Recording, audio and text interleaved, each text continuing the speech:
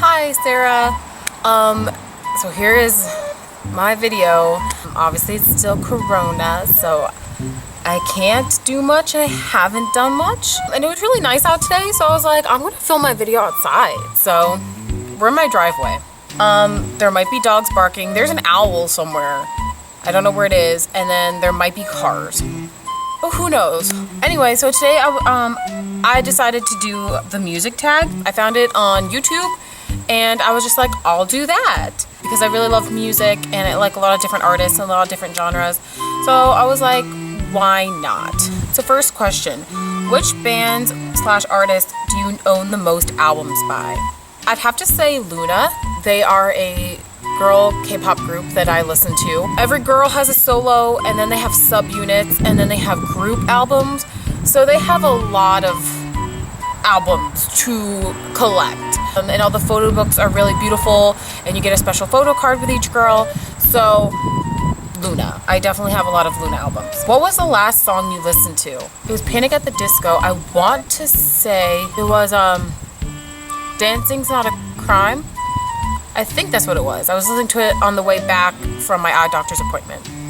So I think that's the last song I listened to. What's in your CD player right now?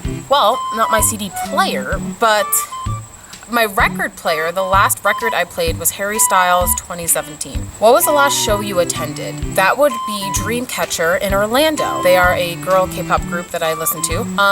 And yeah, I went down to visit the twins for my birthday and we saw them in Orlando. Well, me and Lee did.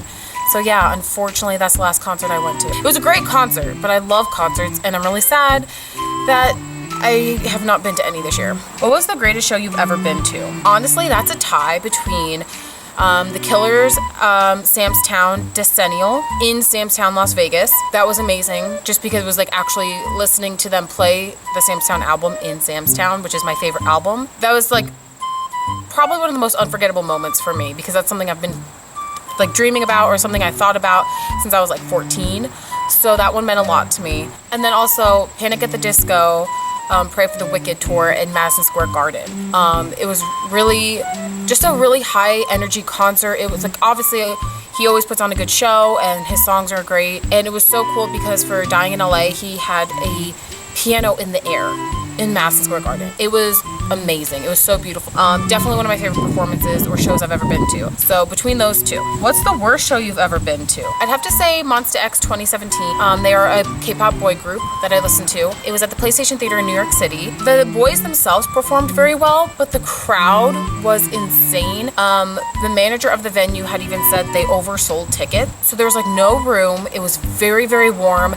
Everyone was on top of each other, and the girl behind me was like all up on me. I couldn't even enjoy the concert at that point because I just wanted this girl to get off my back and just to like stop screaming in my right ear, and I couldn't even like enjoy the performance. It was really disappointing because like me and Lee were really looking forward to that show, but honestly it was just not a good time. What's the most musically involved you have ever been? I've been in chorus. I was in chorus through middle school and I was in chorus in high school in Florida. I did take guitar lessons at one point in Florida. I do own a keyboard because I've always wanted to learn to play the keyboard. So that's still a dream of mine one day. But yeah, so I own a guitar and a keyboard. I took guitar lessons briefly. I was in chorus through middle school and high school.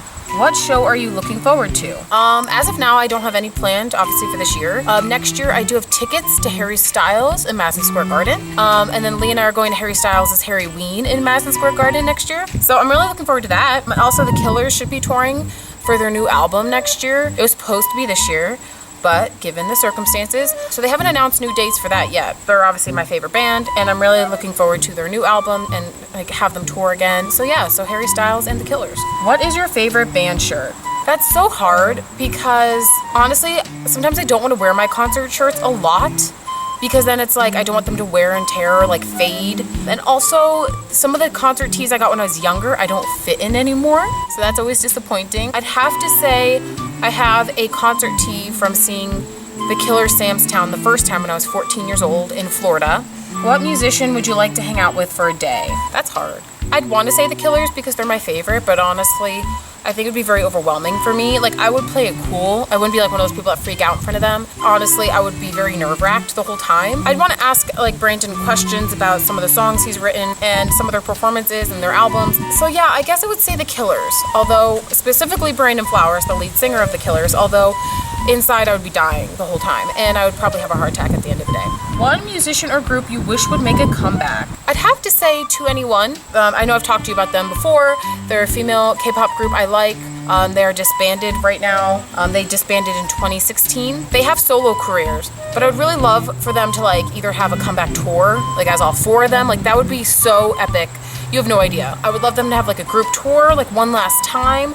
Or it'd be fun if they released an album of unreleased songs that they had recorded. So I would say 2NE1. One band/artist you've never seen live but always wanted to. I've been fortunate enough to see a lot of people I really like live. One that I have yet to see, Bruce Springsteen or Rihanna. I think Rihanna would be a really good time.